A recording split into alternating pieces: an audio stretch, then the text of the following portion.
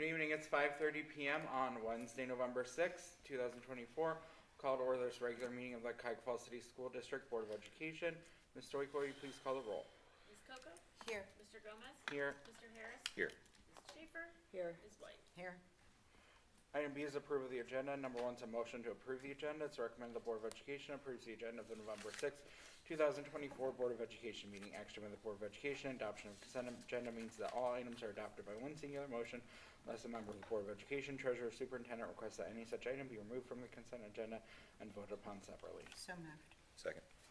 Any discussion? Please call the roll. Ms. Coco? Aye. Mr. Gomez? Aye. Mr. Harris? Aye. Mrs. Schaefer? Aye. Ms. White? Aye. Thank you. Item C is our opening ceremony. Number 1 is our informational items. This meeting is a meeting of the Cuyahoga Falls Board of Education in public for the purpose of conducting the school district's business. It is not a public community meeting, although there are opportunities for public participation.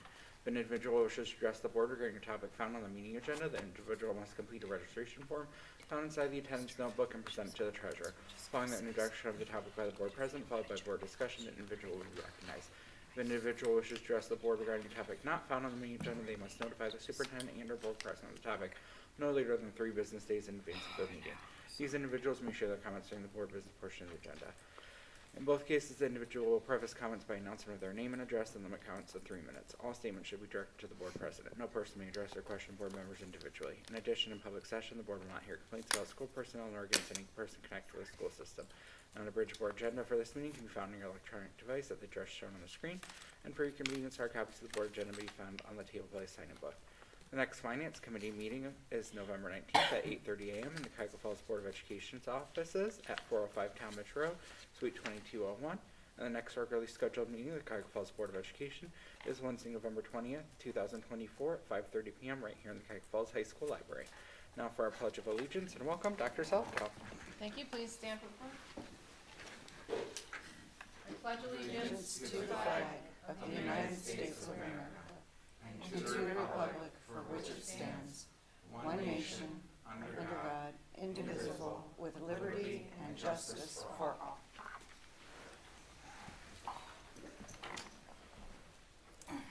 Shall I keep going? Yeah. Okay. Welcome, our vision, Cuyahoga Falls City School District, the hub of our community, committed to a culture of caring. We innovate, we create, we personalize education for all. Our mission, every student, every day, every opportunity. The board's strategic plan goals are as follows. School safety, we aspire to have a welcoming environment that ensures that the physical and social well-being needs of every student and staff member are met. Academic growth, we aspire to have significant growth through personalized education for all students. We aspire to improve graduation rates so that our students are prepared for employment, enrollment, and enlistment. Encourage engagement, inclusion, and diversity. We will ensure that every student has access to resources they need when they need it in order to be successful.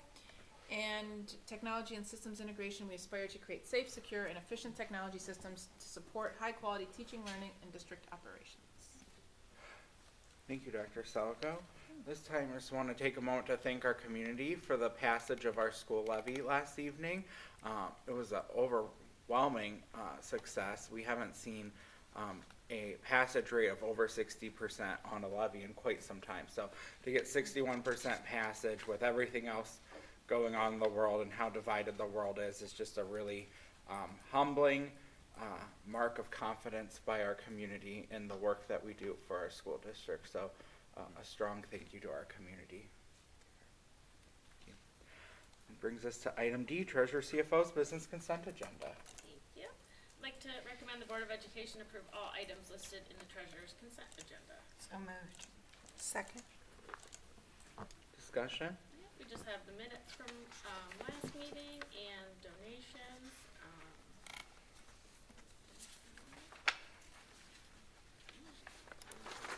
Mr. Gomez is on there. And then a couple others, one anonymous and one from Heinens of Aurora. So thank you for those. Any questions or comments? Please call the roll. Mr. Gomez? Aye. Mr. Harris? Aye. Mrs. Schaefer? Aye. Ms. White? Aye. Ms. Coco? Aye.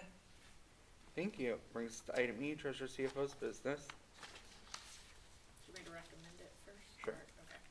It is recommended the Board of Education approve and accepts the 5-year forecast as presented by the Treasurer. So moved. Second.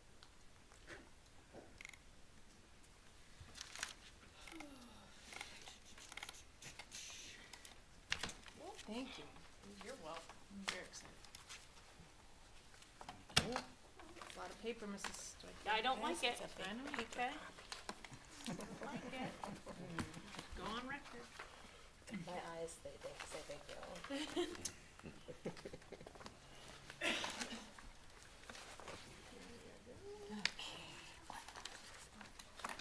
What? Other ones here.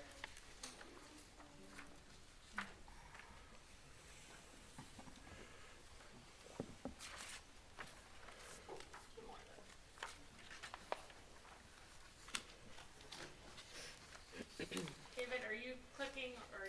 Yeah, I don't have it. Okay, that's fine. I just wanted to make sure. Okay. November forecast. Good times. All right. This is going back in time a little. You can go ahead. Has anyone ever seen Wedding Crashers? Yes. Uh-huh. This is so funny. I wish it said she's back, but you get the point. We just went over this, so we can go through this, but just as a reminder there. Purpose of the forecast, to engage the board and community in long-range planning. Serve as the basis for our ability to sign contracts and to provide a method for the Department of Education and auditor to identify school districts with potential financial problems. Spoiler alert. That's probably gonna be us this time for the first time in a while, but sad but true. Oh, I switched too soon. Okay. So this is our November filing of the forecast. So the base year is this year, fiscal year 25, so the 24-25 school year. Again, it's a numbers document. It's driven by assumptions. If these numbers are to be meaningful, the attached notes to the forecast are to be considered before drawing any conclusions just based on the straight numbers. To understand the rationale of why some of those numbers the way they are. Conservative in nature, does have some certain risks and uncertainty coming up. We have 2 biennium budgets, one coming up at the beginning of next year. During the course of this, there is another renewal levy during this time, so there are some things out there that are not quite settled yet that could also impact our forecast. Right now, and you'll see this in a little bit as we go through, we're looking at a revenue shortfall, basically, in 27 with expenditures growing faster than revenue. A revenue increase of 13% is needed, and as you know, and you'll see here soon what our historic and projected is, it's nowhere near that number. Or an over 8 million reduction in expenditures throughout the course of this forecast to balance it in 29. So this is what it looks like with pretty colors and lines. It's still not pretty, but you can kind of see where we are at. And by the year 5, which again is made up of a lot of assumptions and unknowns, but it is about 19 million in the red. So here's it in not pretty pictures. In actual numbers, so you can just see, our beginning balance each year, the revenue and expenditures, what that deficit or surplus is. Obviously, there is no surplus in these 5 years. There's a deficit, and then our ending balance. And just as a note that the renewal levies for the 9.7 mill levy, I believe, is still in there for renewal. So those are the numbers that are also added to this, even though they're not added directly in the forecast until it is passed.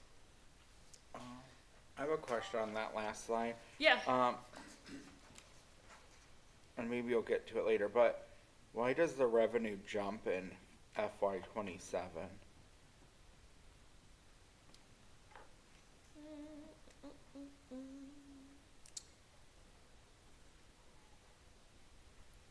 I'll have to look as we go on. Okay. I think we talk about it. Okay. Hold on. Let me think.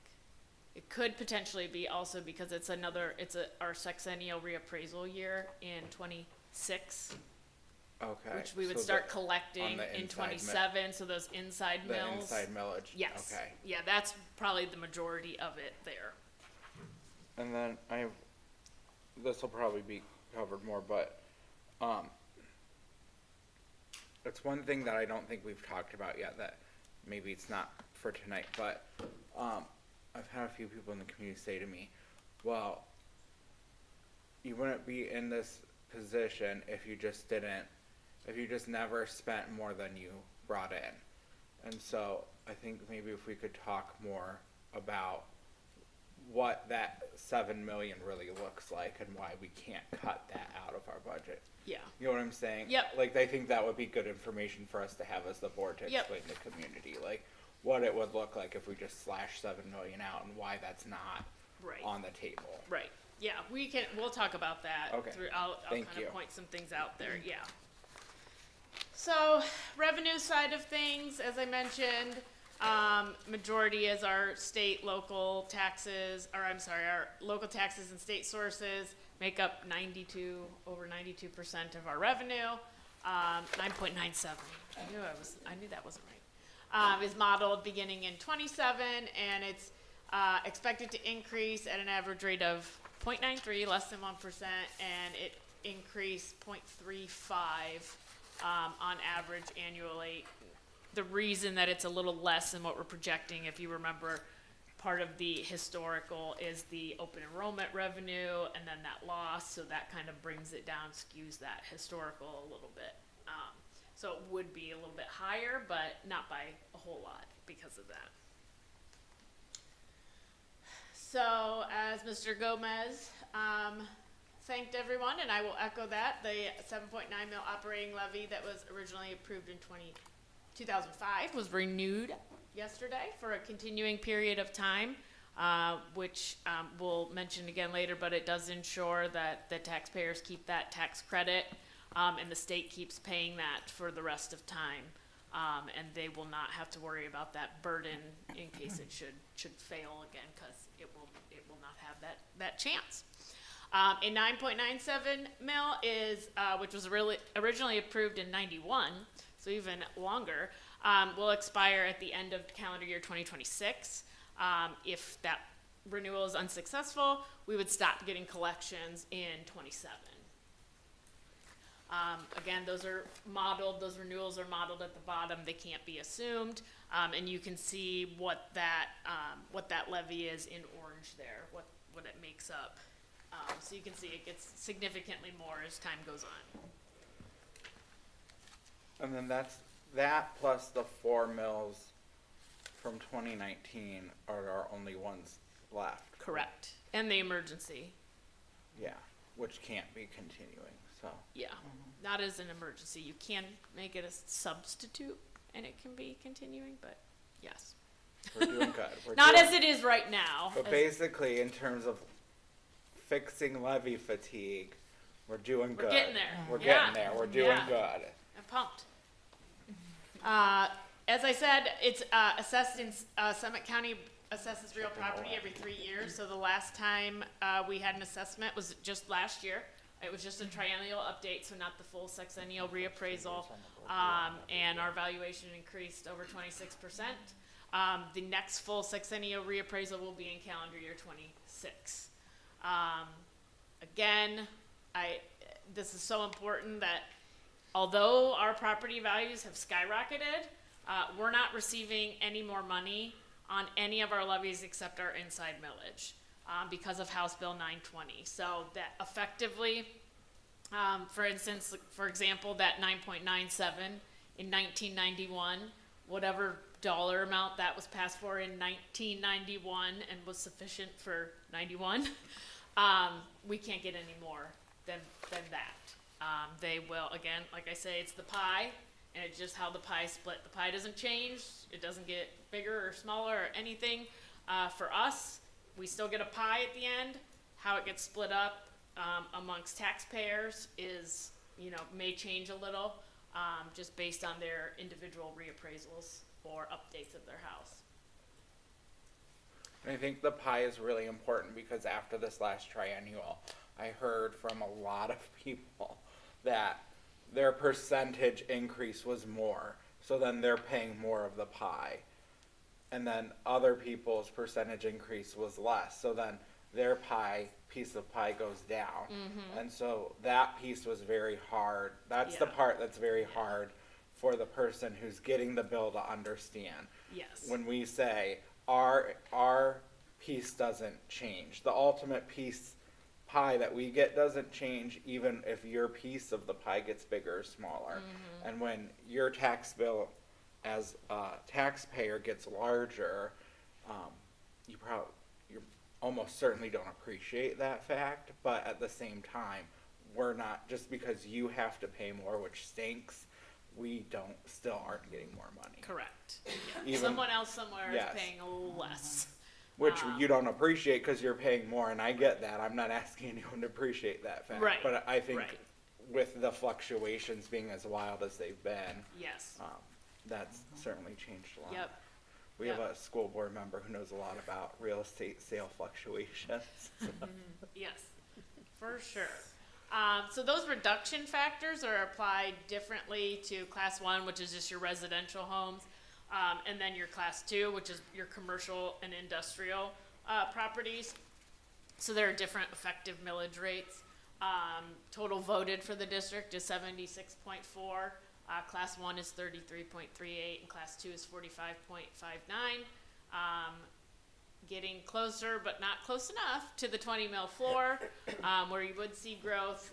You cannot go below the 20 mils, even if effectively that's what the calculation is. The law does not allow you to go below 20 mils. We are not on that floor for either class 1 or class 2. You remember there was a swirl of all sorts of different potential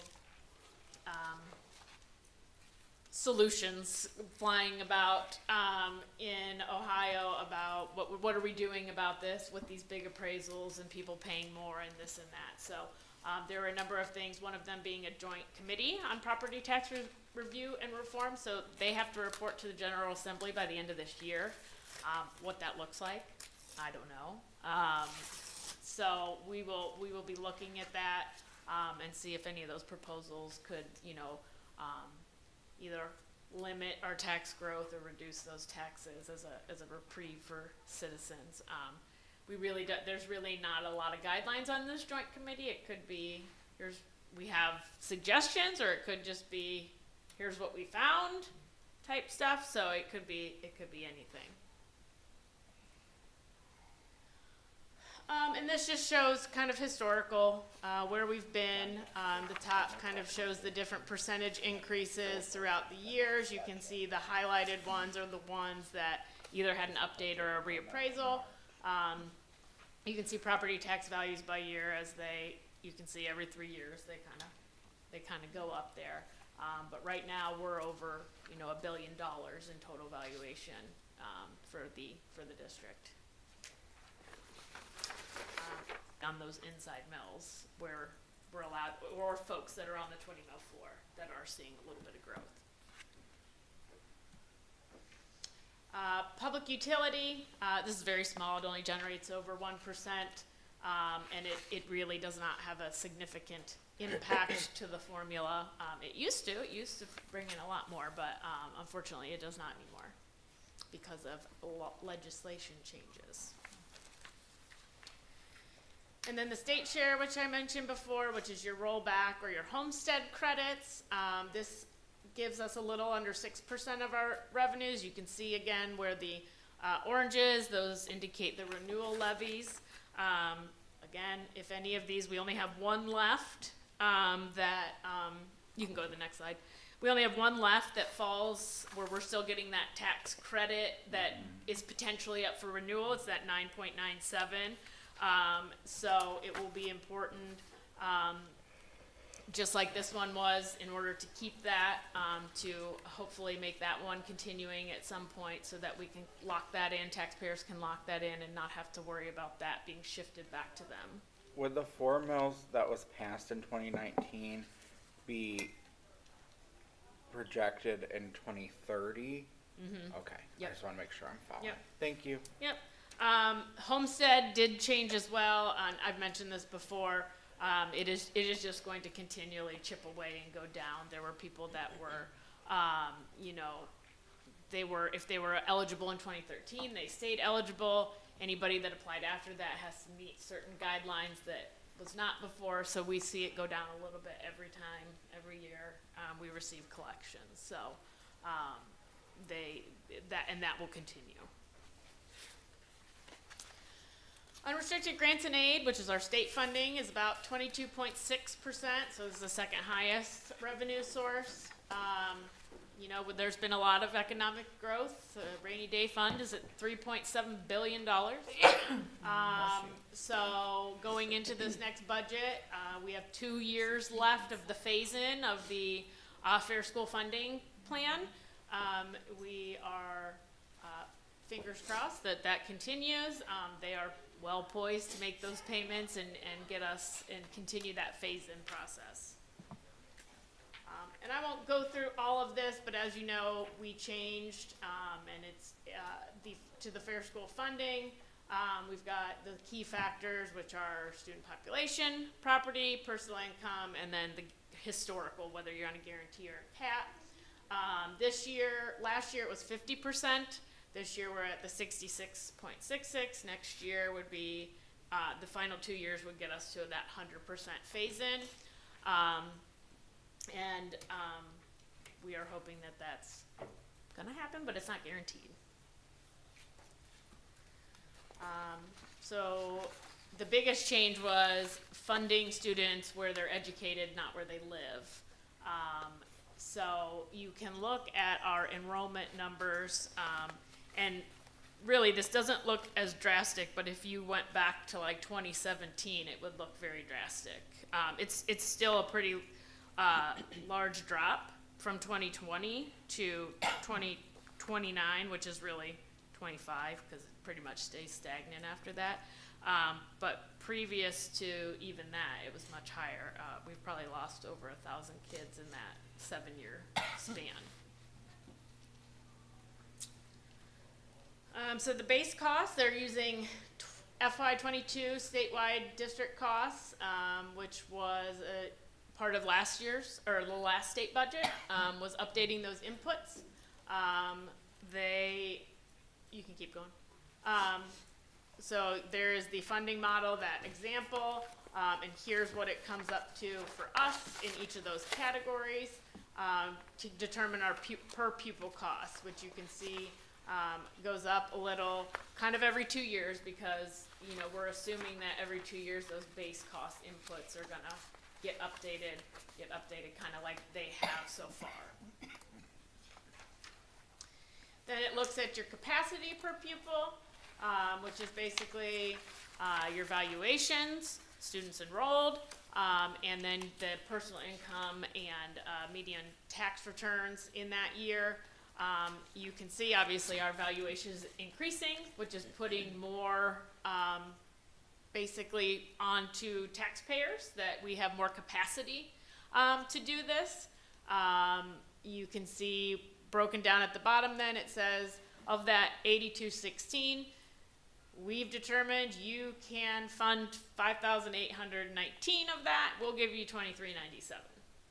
And we'll go into a couple things here on these next couple slides, which kind of show. So what components have been updated for this year? So property valuation, income, and enrollment. They change every year. So you're always looking back those 3 years. So you see in last year was 20 to 22, 2019, 21, 21, 23. Now we've moved everything up a year. So every year we're using recent data, the most recent data we have. However, base cost inputs do not also go up every year. So we got it to 22, but it doesn't get changed throughout the course of these 2 years of this state budget. And so if you go to the next slide, you can kind of see what happens when we only update certain inputs. So we kept the base costs at fiscal year 22, but we're determining statewide base costs basically for FY24 figures, which increases the local capacity for everyone, not just us, every district, is greater than the increase in that base cost, which decreases the state share and places more districts on a guarantee. So you see number of districts on a guarantee from last year to this year went up. So more were on there. But if you did update the base cost inputs like we did beginning in 24, you can see it's a counterbalance of that local capacity increasing. It counterbalances it and it reduces. So in 23, there were 326 districts on a guarantee. We updated those inputs. We went down to 182 were on the guarantee. So you can see the significant change that it has. And now back in 25, when we're in that second year of not a change, more districts are going back to the guarantee. And I just needed to point this out, even though it doesn't like directly affect us as expenditures, it does affect us as far as how much the state is willing to fund for public education. So last year, scholarship spending approached $1 billion in the state of Ohio, and it was about 610 in 23, so the year before that. So income-based vouchers is a lot of what the increase was. So there were about 124.4 million students in 23 in income-based ed choice. Traditional ed choice costs about 229. Last year, it grew to 406 for income-based versus the 124, and 273 for the traditional, which is not a big of a jump, but you can see we're talking almost 300 million in 1 year in that. There are some other scholarship categories. Can we go back? That's okay. There are some other scholarship categories, autism, John Peterson, Cleveland, you can see. Those went up, not anything like overwhelmingly significant, but scholarship participation rose to 155,000 students and almost $1 billion from 83,000 students and 610 million in 1 year. And so that just diverts funds away from public education.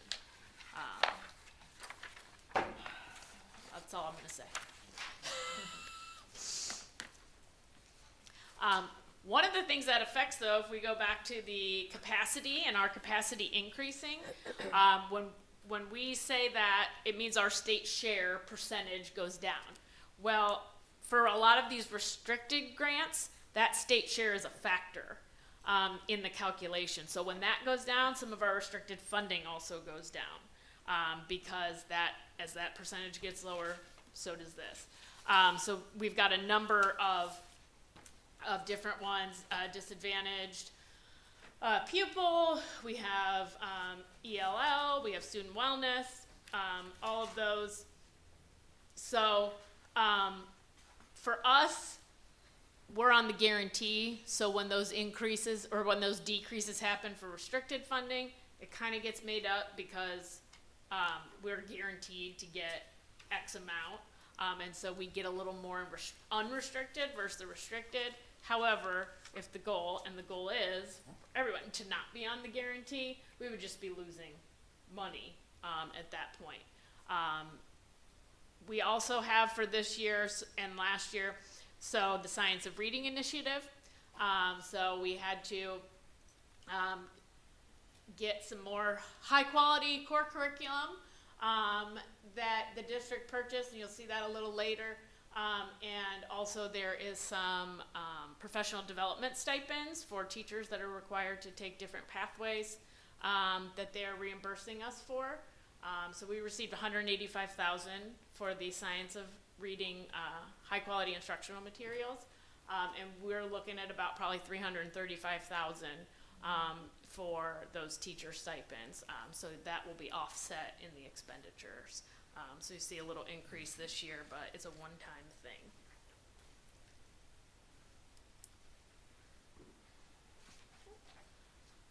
And this just goes over some of the different ones that we've talked about and how they're calculated. We've gone over this before, so I won't read those all out. But again, a lot lot of these are based on what our state share is. So that's where we look at, what we look like, for those categorical funding. So some of them had no phase-in, they were automatic. Some of them are still on a phase-in over the 6 years. And then we can go to the next one. So these are just the detailed results. You can see as our enrollment decreases, as that state share kind of decreases, that our calculated funding also decreases each year. It kind of flips sometimes, when we update those inputs a little bit, or which right now we have every 2 years because that's been what has happened. So you can see that. You can go to the next one. If we get to the bottom, you can see the number that we are in the guarantee, which is pretty deep. So 3 million this year, a little over 3 million next year. Then we're jumping to 5 and 6 in those last years, mostly due to the decreasing enrollment and the fact that the capacity, we're having to kick in more as taxpayers. They're having to kick in more. Is that assuming full phase-in too? Yes, in those future years, yes, that's assuming full phase-in. Yep. So bottom line, this is kind of what it looks like. You can see there's not a big change, but a little bit of jump in 27. Really, this is a pretty stagnant, because we're on the guarantee. We're not going to get much more than what we're getting now. Some of that is, the casino revenue decreases as our enrollment decreases, because that's on a per pupil. We've got, some of that restricted funding you can see decreases. It does kind of flip up to the top, but it's certainly, we need some things to happen. Those inputs being updated every year, like the other factors of the formula, would be a big help. But we will see what happens with this next state budget. It's getting confusing. It doesn't feel like it, but we are making progress. We had no formula 4 years ago at all. So it is, the fair school funding is a step in the right direction. It is where we want to go if it's fully implemented. If it's not fully implemented and we're picking and choosing what we update, which factors we choose, it does. It pushes more people to the guarantee. You can see just the switch of when we did update them, how many people went off. So hopefully that is something that they will consider when looking at it. All other revenue, so this is basically everything that's not taxes or state funding. So we've got pay to participate, tuition costs, rental income, investments. You can see in the previous years, open enrollment used to come in here, so that's why it's so much more than it was. We can go to the next slide. So interest income, we've had great success over the last few years with the rates and with our cash balances. However, the Federal Reserve did just cut 50 basis points in September. So for this year, while it should remain steady, those rate cuts and our declining cash balance is going to have an impact, starting next year of those interests. We won't be bringing in as much. We are gonna keep monitoring those and try to lock into some things, before that we can capitalize on, but that will continue to decrease as time goes on. We mentioned before the Medicaid school program. We have started that. We should start receiving reimbursements in revenue starting next school year. So this school year is the first year that we will be doing it, submitting it, reporting, doing all that stuff. So we should see something next fiscal year. And then just your other revenue sources, which really boils down to advances that are being returned from the end of last fiscal year, and our excess costs with the 6th district for the people that we employ. And then we those districts afterwards. No excuses. Play like a champion. Expenditures. So here we're looking at, like every school district, it's people business. So personnel costs make up the majority, 76.29%. Historically, on average, expenditures increased 4.14. We're looking at about 1.92 annually, which exceeds the 0.93. You may think 1.92 is a little bit low, especially compared to 4.14. Again, we used to expense things like community school scholarship, open enrollment out. That makes that number a little bit bigger as well, comparatively. And we've got some higher years when we're doing the air conditioning project, and then there's some significant decreases in the latter years, which is why it's a little, it's only the 1.92, because all combined, it's not as much.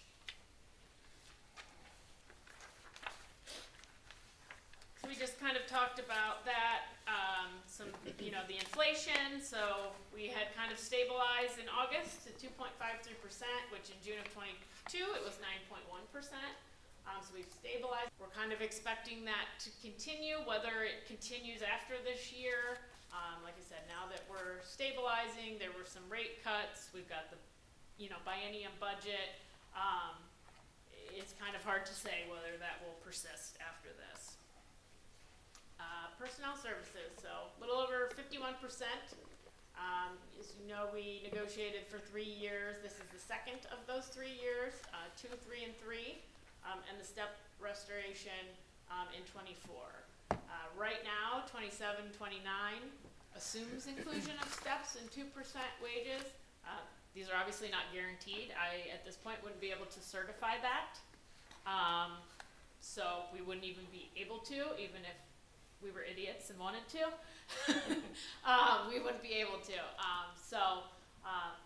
Just keeping that in mind, and those are in the final 3 years, so 27, 28, 29. There is the one-time increase, as I mentioned, for those professional development stipends of $290,000. The rest of that money is in benefits for the retirement, the Medicare that the district has to pick up. Beginning this year, the salaries for our literacy specialists and social workers are shifting back to the general fund. That's not unexpected. We've had that in there for a while. Those were paid between ESSER and student wellness money, which ESSER ended, and any of that student wellness money has to be gone by the end of this year. And then I think the next one is just a nice little graph. And then employee benefits. So I mentioned retirement, Medicare, healthcare, workers' comp, 25%, a little bit more. This is really what killed us. If you look at this graph, in 24 we spent 14.5, and we're going to spend almost 17, $3 million more this year alone. And we don't have control over that. It's just what's happening. So this is really what killed us, because then that compounds every year on out. So if you look, like I mentioned, we have had quite a few. It's just one of the most volatile costs that we have. It's unknown. We don't have control over it, and we got to pay it when they come and say, "Here's where you're at." Unfortunately. So for this year, we had an 18.14% increase in premiums. In addition to that, we had to refund our reserve balance, so we had to pay $1 million to refund that. So I think I mentioned this last time, based on the November 23 forecast, so just a year ago, it has over a $7 million negative effect cumulatively in the forecast. So it would be a vastly different forecast had that not happened. Unfortunately, that should say 27 to 29, include a 8% we're still seeing those high costs. I think we're gonna have another year of a higher than normal increase. So we have projected 10% for next year, because we're just not seeing things calm down right now. I mean, I have my fingers crossed. And then after that 8%, these changes really can sway a forecast. If some of these don't happen, we're saving a little money from what's projected. If they're more than that, as they were last year, we were not projecting 18%, and then that came down. Obviously, you see what it did to the bottom line. And so when you talk about just cutting out $7 million or spending more, you see that our revenues are essentially flat. Like, we don't have revenue sources that we can be like, ooh, let's go get more here. And then to say, now you have $3 million more in one category of expenditures, let alone all the other things that inflation and things like that. It's kind of hard to do because some of these things are not in our control. We don't make the decisions. It is what it is. Yeah, I mean, just to add to that, if you think about how that $3 million we spent this year would have if we hadn't spent this year, how that would have compounded out in the forecast. Yeah.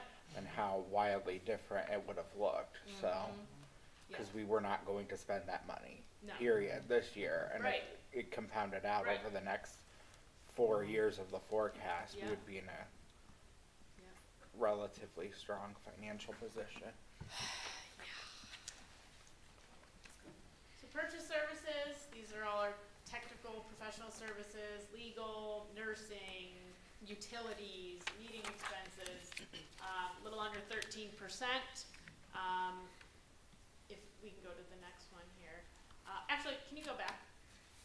Speaking of 7 million-ish, I mean, if you look at this, it would be taking, all of our purchase services are 8.7. And again, a lot of these are mandates.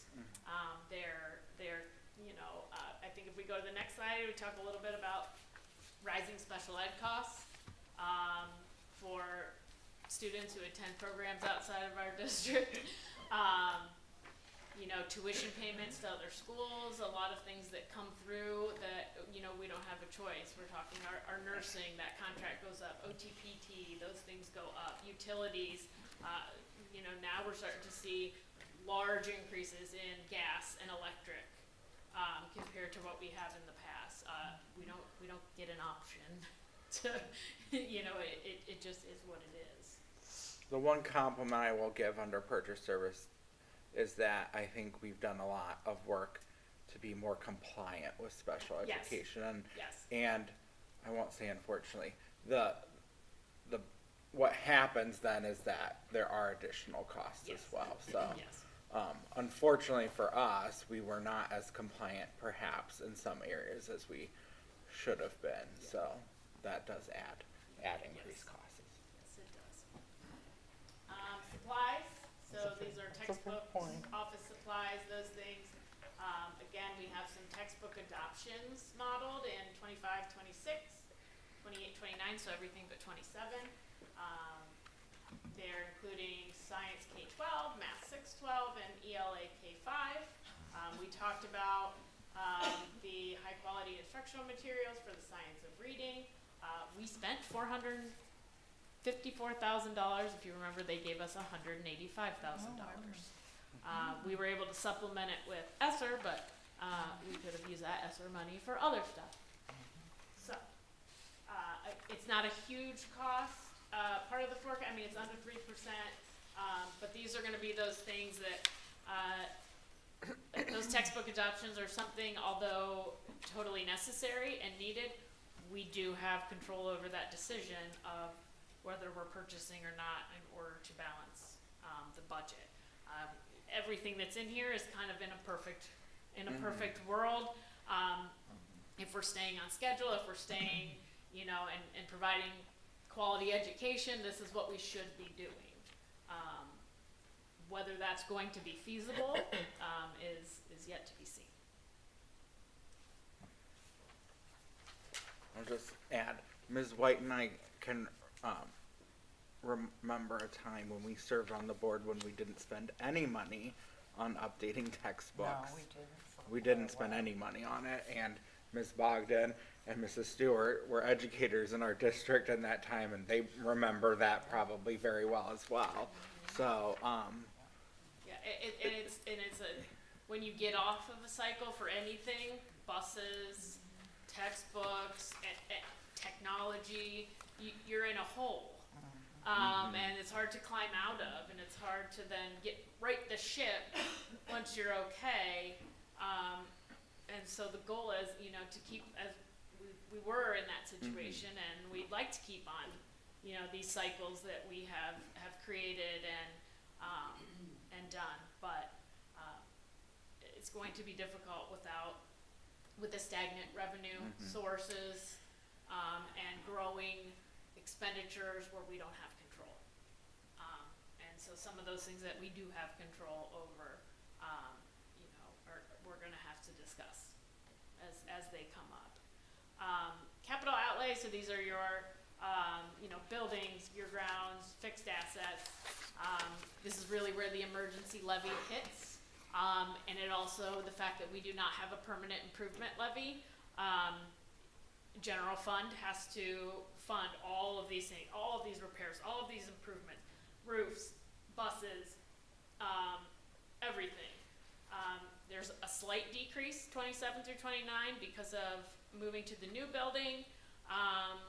We do have that $500,000 permanent improvement that was required by OFCC, but that can only be used on that 612 building. It can't be used district-wide. So it can only be used on things to repair the 612 building, which hopefully isn't happening, you know, in that time.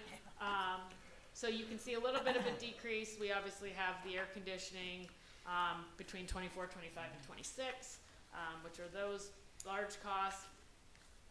But you know, you look at all these things that typically in other districts would come out of a permanent improvement, not out of their general fund.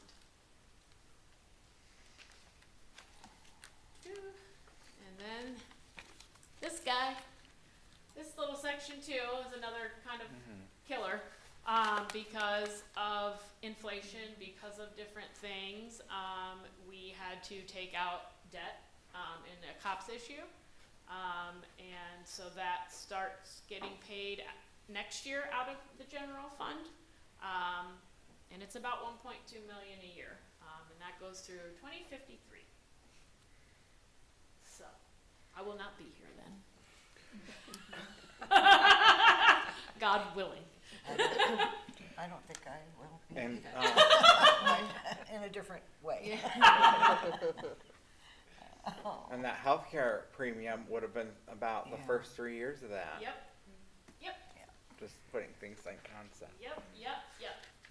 And again, we're not discouraging people from using healthcare when we say that. That's not what we're saying, No. because Well, It's really what has happened. it's just the, You know, well, people yeah. are coming back after COVID. They're seeing a lot of cancer, a lot of, you know, more elective surgeries that weren't happening before. The biggest thing for this area is that there used to be a real controlled cost when Akron General was not under Cleveland Clinic and SUMA was that. I mean, they were in competition and they kept their costs down. When Cleveland Clinic took over Akron General, there were Cleveland Clinic costs now. And SUMA said, well, we're not just gonna stay here, you know, they're here, we're gonna go right here. We're still under them, but we can make more money, so why don't we? And I mean, just, you saw some of the prescription costs and what they've increased, so it's ridiculous, you know, what they charge, for that. But really, that has altered a lot because those are the facilities for a lot of the people in our district. And those costs have just gone through the roof because, you know, of the changes that have happened at those hospitals. Other objects, this is just, again, only about 1%. These are kind of the the biggest thing is the fees that we pay to Summit County for, taking care of the collection and distribution of our tax revenue. We will have some election expenses in this year and next year for putting the measures, the renewals on the ballot. And then we've got our total other financing uses. Again, transfers out to cover any negative at the end of the year, comes back in as revenue, it's a wash. And then the next one, I'm not gonna go over this again, but again, the law changed on people filing for reductions and kind of our ability to challenge any of that. There was a spike right after this of people filing. There's, I'm sure people going to file come January based on what they received this year in their taxes. So it's really limited our ability to kind of, protect that tax base. Our hands are really tied. There's not much we can do.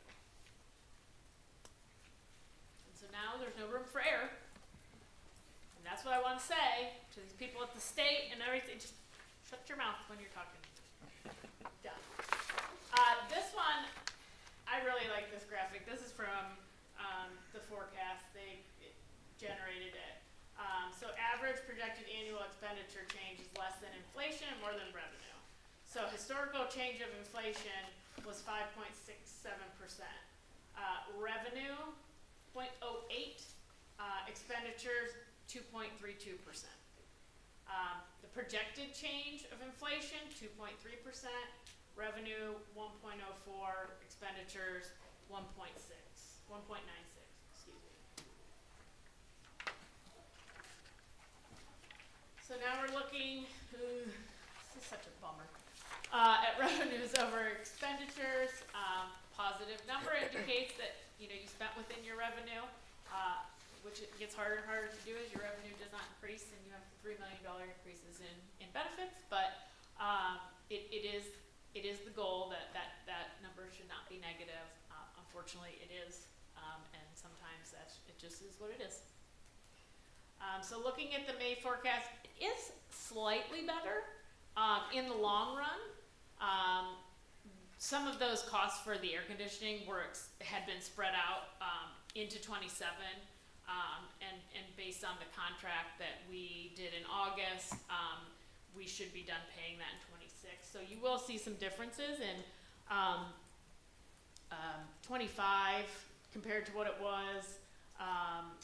Looks different, but if you look at the bottom line overall, it got a little bit better from the May forecast, but it does not help us out in the immediate future by flipping us into any kind of positive there, unfortunately. Fund balance.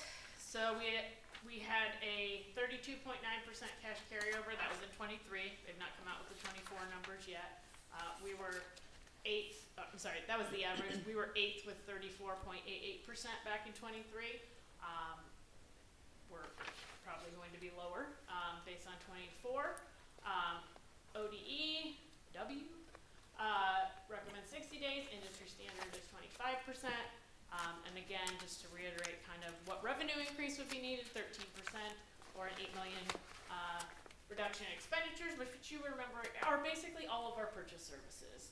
And that's more than our capital outlay, and that's more than our supplies. So it's almost each of those categories by themselves make up or don't even make up that whole amount that we would have to reduce. So you can see the differences again in 25 and 26. It's because we kind of shifted some of those expenditures for the air conditioning forward. But you see in 27 and 28, it gets a little bit better, so they kind of wash out cumulatively. But obviously, being in the red starting in 26, that's kind of more where we need some help. And then obviously 29 was not part of the May forecast, so we are looking at 19 there now here in November. And then our cash carryover position, you can kind of see that's where we ended 24. We were at 23.9%. We were at 34.88. year before. And then it goes down, starting in 27, we have a negative, you can see in number of days here. Even ending next year is going to be tough. 6 days is not a lot to go on at the end of that. Again, there are some factors like insurance and those kinds of things in there that are unknown, the budget, but that's a tight cash balance to end the year, and then you can see going forward, it's obviously in the negatives there. And so on that great note, just living the dream here. Or nightmare.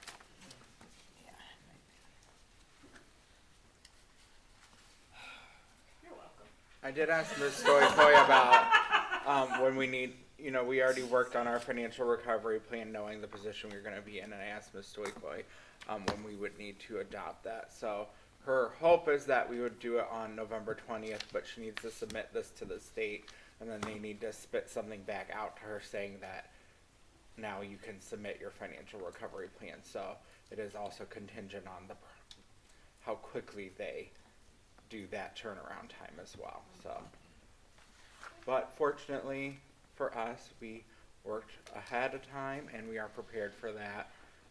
Yes. So we've done that work when that piece comes along.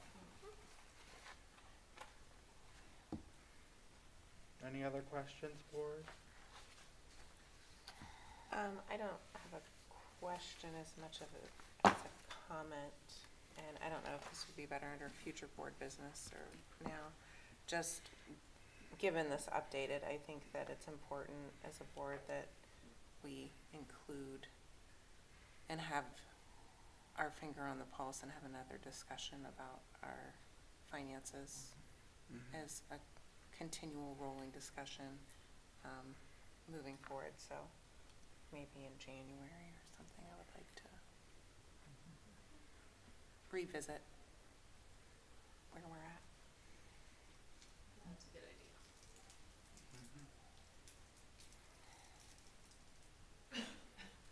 Anybody else? Thank you.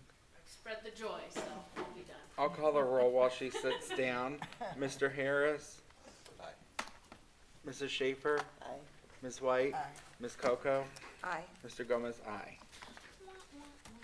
Any other comments tonight, Ms. Stoykoy? No, I've spread my joy. Will you be sending us an agenda for Capital Conference? Yes, I'm gonna send that stuff out either tomorrow, probably tomorrow, Okay, with kind of everything. Yep. thank you. Item F, Superintendent CO's Business Consent Agenda. Dr. Selikoff? Thank you. It is recommended that the Board of Education approve all items listed in the superintendent's consent agenda. So moved. Second. Dr. Selikoff? Yes, personnel related items, it's a light agenda this evening for me. Pretty standard, items are certified appointments. We have some long-term substitutes there. We have some volunteers for athletics and, safety volunteer that we discussed. Some retirements I'm sorry, I should say resignations. And then we have our coaches. We have a laundry list there of coaches. As well as a couple of leaves of absences, and we are hiring a substitute food service person. We also have the other item is the impracticality of transportation.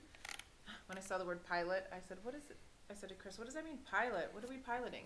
And it's an acronym for the whole payment in lieu of transportation, and there you could see the list there of the students. It's an unfunded mandate. It sure is. It used to be when Ms. White and I started on the school board, it was a partially funded mandate, and then they changed the law, and now it's a fully unfunded state mandate. So And I increase like, the amount. I like to Yep. point that out. Yes. Do you know what the, It's like, Joe was saying- it depends on how many, kids you have. It's Oh. somewhere around, like, one kid is a little 550? over 500. Yeah. Yeah. okay. So that's a long list of $550, up to $550 a student. Questions or comments from the board? Just want to point something out. We talked at agenda review quite a bit about the safety and security volunteer, which is a really great and creative idea. And this person was vetted by Mr. Guessford and background checked as well. But the one thing that we had asked additionally is that there be some additional description, like job description for this volunteer position, and like rules of engagement as well of what a volunteer in safety and security can and cannot do. And so the Department of Human Resources is going to work on that, and they'll share it with us just so that we're aware of that as well in case we get any questions from the community. And that'll be shared with this person before they begin doing any of these volunteer activities. Sounds good. Who they report to directly. Yeah, they'll report directly to Mr. Gessler. Awesome. Yeah. Yeah, that I think is very clear, but just to make sure that this person knows what they can and cannot do. That would be great. And then they're open to additional volunteers, and they'll go through Mr. Gessford's vetting, which is, as we all know, Mr. Gessford, that's a lot of vetting, and BBCI background checked and all of that as well. So I think it's a wonderful thing, just another layer of safety and security in our buildings, and thankful to all involved with that. Thank you. Okay. Please call the roll. Ms. Schaefer? Aye. Ms. White? Aye. Ms. Coco? Aye. Mr. Gomez? Aye. Mr. Harris? Aye. Any comments, Dr. Salgo?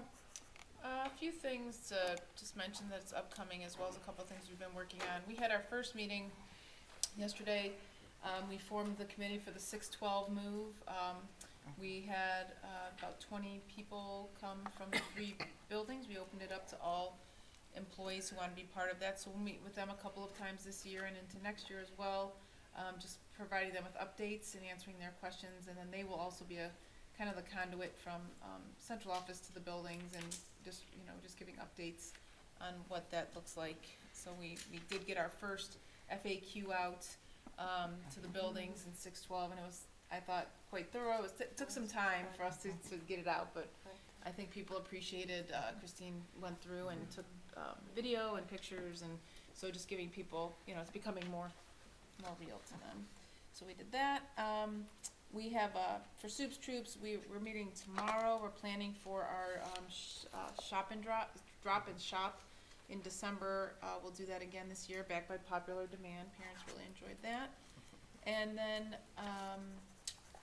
I visited actually yesterday with Pastor Jay. I went to the pantry on the corner. They're doing, Journey Church has really done a lot of work over there renovating, and she just walked me through her new facility for the food distribution. They have some new process and procedures in place, and we're trying to find some ways in which we can continue our partnership with them. And then mentioning some upcoming events, we have our play, Frankenstein, will be November 15th and 22nd. I will be going the second weekend. I am also on November 21st going to have our first coffee chat. I introduced this topic at the end of last year and kind of sat on it a little bit and just kind of talked about what this could look like. And the goal for Ms. Stewart and I are working on is to find sponsors in the community that would just host a breakfast with our community members and allow parents and community members a chance to speak with me with questions, concerns, and then I'll have my first 2 topics. We'll have a short presentation, if you will. I'll be talking about the report card as well as the new campus for about 20 minutes, and then the rest of the time, 40 minutes or so, parents and community members can ask questions. The first one will be, as I mentioned, 21st from 8 to 9 at the Natatorium. Christine was able to reserve a room there, but the idea is to get it into businesses and a coffee shop or different things. So we'll do a few of those a year. And then we have our turkey trots coming up at the 2 middle schools. I believe that's next Friday. And then, as we all know, we'll be making a trip to OSBA. Looking forward to that. That is it. Thank you. I have a question on the 612 moving committee. I know you said it was voluntary, Yes. but do you have representation at least from like all 3 bargaining units? No, in fact, I just invited another member because we didn't. Okay. We have just local 1 wasn't represented. Okay. Thank you for that. And then Do you know at what point, this is a question as you're talking about them moving, do you know at what point we would approve like the moving company? Cause I know that's one of the biggest questions from the staff was about like the moving itself, and obviously those like minute details would come more when we have the company. Is there like So- in that checklist of like Oh, things yeah. when we would approve that piece? Yeah, we already had them, a couple companies come through to give us estimates, so that's in motion, just to kind of get an idea. And we're still ourselves determining what needs to go and what doesn't, like for example, science department, they have some sensitive safety, issues in packing, so those are things that we might just pay someone to come in and pack safely and transport and all of those things. Music and art are unique, so we did have them come through. We haven't received formal estimates or quotes yet, just because we probably have to talk with them more specifically. In August of next year, we plan on putting pods, or, you've seen them, the storage containers outside. So I would imagine around that time frame, summer would probably be a time in which we would maybe lock in on a mover, maybe even late spring. But we'd like to have those pods out there, so when teachers are packing for that whole first part of the year, or even when they return from the summer, they could have boxes already packed, stuff that they won't need for second semester, for example, and the custodians will move those into those pods and have a place to store them and start that moving process over, so. Will the process for the people at Bullock look any different? Like, will they need to utilize a pod, or will they be able to maybe like go directly in? That's a good question. Yeah. It's probably, we did discuss it a little bit, but Okay. I don't know that, we're uncertain about the Okay. Bullock site right now. Yeah, okay.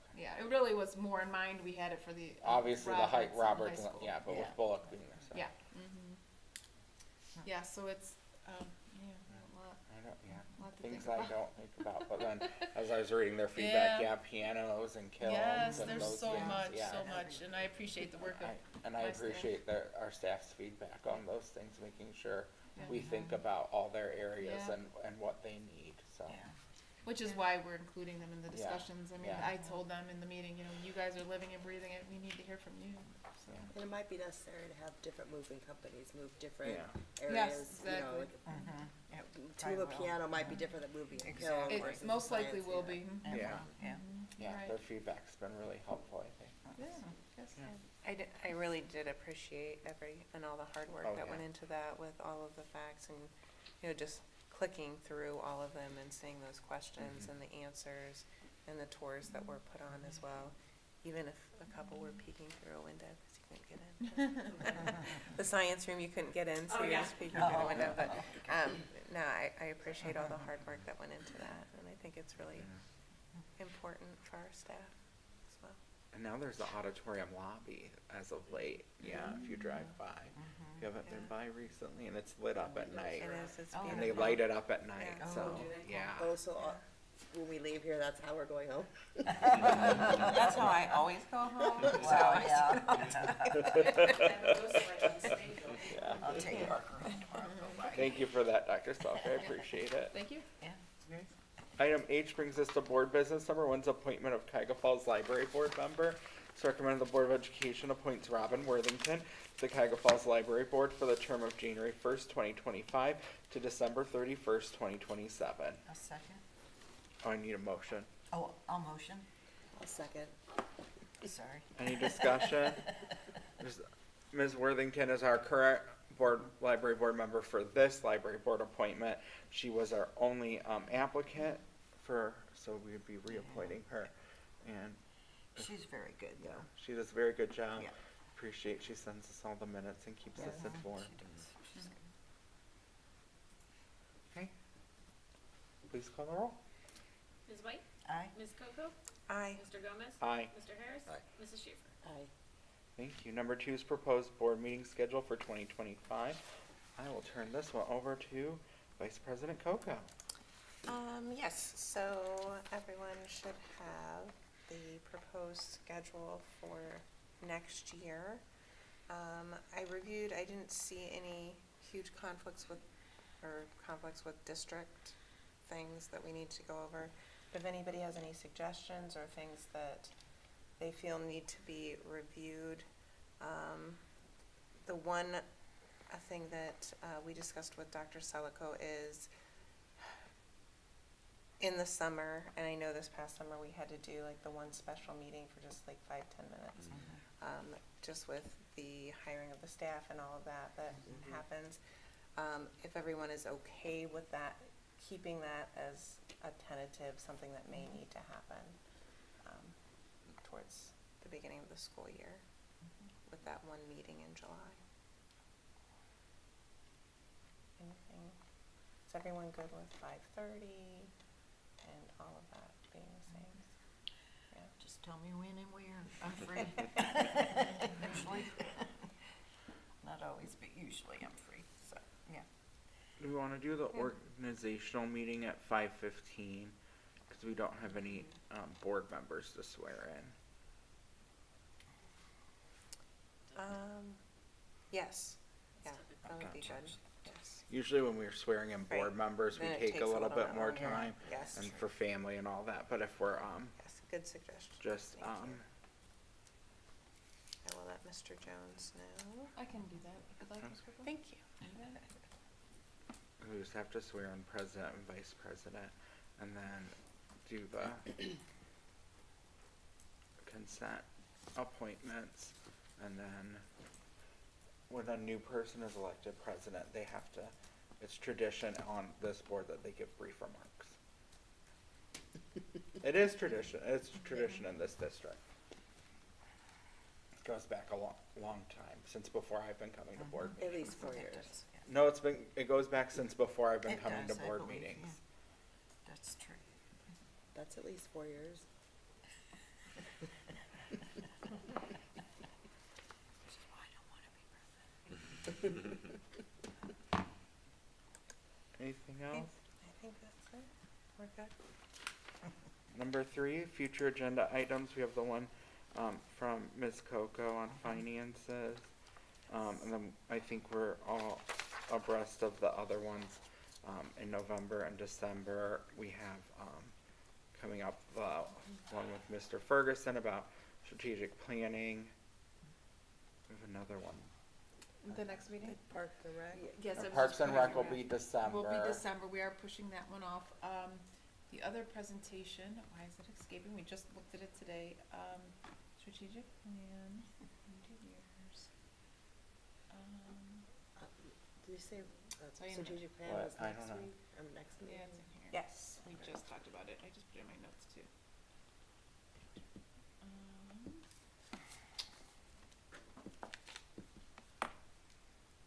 Oh, well, we have Top Tiger. And then Yeah. we have strategic plan and OSBA policy updates with Ken. Oh, yeah. And we have a plan for that will expedite it a little bit more, Mhm. but I have your explanation on Friday. And then usually in December, we get an update on success and wellness with the like Panorama. score, the panorama and stuff. Is there interest in that board? Yes. Okay. Okay, so we'll get that in December. We did a presentation today for the admin Okay, team. yeah. Usually in December, that's what we get, kinda, it's like, and if we get it at the same time every year, it kinda helps benchmark it as well, as opposed to like doing it randomly.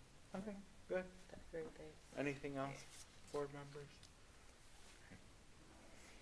Committee reports, core team, Ms. White, No, none. athletics, you just gave board policy, Business Alliance Council, no, you'll meet, No, we will actually not meet You'll not- on this month no, 'cause because of OSBA. OSBA. So. wellness committee, no, We met, and then, actually, you guys got all the documents in your Okay. packet. so we can reach out to you if we have questions. Yeah, there was a couple things that we're going to look to see if we need to add, make some suggestions if they need to be added into policy. And so if so, then we'll make those suggestions to policy committee. Finances meeting on the 19th, foundation, we will miss due to capital conference, legislative liaison, anything, Mr. Harris? Just, Senate will be back on the 13th, and the House is expected back in session on the 20th. Student Achievement Liaison, anything, Ms. White? None. Okay. Comments, Mrs. Schaefer? I have a little bit of laryngitis. I will keep it short, but I did get to go to the One More Time band concert, which was great, of course, and I enjoyed it. And the Tigerettes, the young majorettes, they had come in. There was one little girl that was probably how old was she? Like Oh, she must have been 5, Like maybe? 5. Yeah, she was tiny. she was loving it. Oh, she was so She cute. was a tiny little majorette. It was very enjoyable. I had a great time. That's all. Oh. Thank you. Ms. White? Well, I also attended the band One More Time show, and it's amazing. The majorettes are just amazing. I don't know how they throw each other the baton and they catch it. You know, it always amazes me. And of course, the band. You know, and I so look forward to the flag and calling on all the service members, servicing. the older people to stand or whatever. Veterans. Yeah, it's just so neat. One other thing I wanted to note, in our notes, the third grade writing example, this is a celebration to share that our third graders are writing multiple paragraphs during the beginning of Wit and Wisdom implementation. And it is very cool, and thank you for those notes. I'm just so happy to see, and I, of course, you know, have always been for writing across the curriculum. So that just, I do go through these notes, and sometimes I see things like that, and it just makes me happy. So I did want to say that.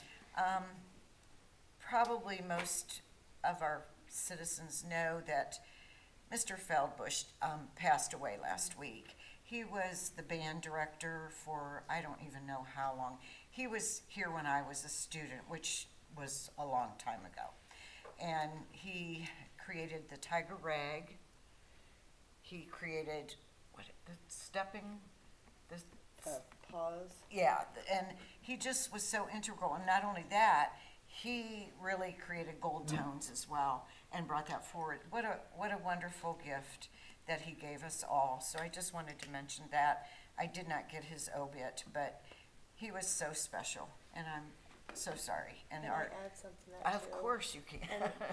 And what I thought was really neat about that too is that the other recent previous band directors were there Yes. in support. Yes. Mr. Trosa was there. Mr. Yeah. Krugman was there. Duval, Mr. Duval was there. Margita, Yeah, Mr. Margita Yes. was there. And, They all and someone came. else was there. I don't, And I can't remember what her can't name either, was. but yeah. But There's, I thought yeah. that was very nice. Because that he made an impact on a lot of the other districts as well, you know, and so, Very yeah, well just respected. very much so. And we'll miss him, and we will, our condolences, of course, to his family. And then I just wanted to thank the community for passing our renewal levy. Thank you, Ms. White. Ms. Coco? Yes, I want to reiterate, thank you to the community for the passing of the levy, the renewal levy, and, again, like you stated, Mr. Gomez, it doesn't seem like there's a lot of things that communities can come together and agree on, and for them to agree so, drastically in our favor of the support and the education of our students is amazing, so thank you to them. There's a bullet bonfire for both of the middle schools together this Friday from 5 to 7, if anyone would like to come and roast some marshmallows.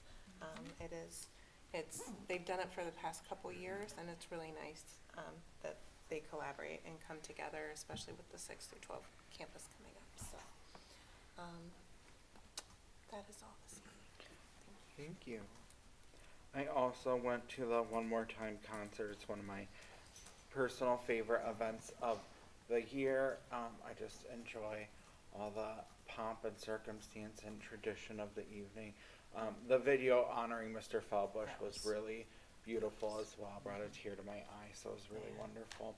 And just a personal note, I knew I was either going to have to, hoping to congratulate Mr. Harris tonight and lament losing you as a colleague. Unfortunately, it's the opposite, that selfishly I get to enjoy continuing to work with you on the school board. Thank you. So I can always find a rose among the thorns, and you know that on a personal level you have my support, but I enjoy working with you in this capacity, and selfishly I enjoy that I'm good to continue to work with you as You well. got me. Thank you. Mr. Harris? Thank you for that. Thank you to the community. As been just said, thank you for your support of the renewal levy. And I'm looking forward to spending some time with you all this week. And, you know, we always have a good time down there. And let's learn some stuff and let's have some fun. So, thank you. And just a reminder, Tuesday of Capitol Conference is wear your spirit wear. So they're encouraging people to represent their school district. So if you have like a t-shirt or something else to just show off your school district on Tuesday, they're encouraging folks to dress down, wear your spirit wear on Tuesday at Capitol Conference. They asked us to help get the message out. And please bring me back some literature since I cannot attend, but yeah, I'd appreciate it if any of Rex you. and tchotchkes. Absolutely. I was Gets gonna say, anything Mr. Gomez interesting. will Yeah. grab you a Whole bag whole of 'em extra for you, bag Mr. of Bring my whole bag. goodies. Extra Right. busy this Well, year. I love to all read, my so extra I will events. be reading anything to be read. Oh, and our students will be on Monday, our urban agriculture students will be at the Student Achievement Fair. So they'll be featured there. I'm very excited about that. And on Sunday night at the Black Caucus dinner, our Nepali students are coming down and performing. So, 2 of the 3 days we will get to feature students from our district and That's awesome. their Yeah, amazing that's awesome. accomplishments. That's great. So that's really exciting. Okay. Item I is adjournment. Is there a motion to adjourn? So moved. Second. All in favor, say aye. Aye. Aye. Aye. Aye. We are adjourned at 6:53.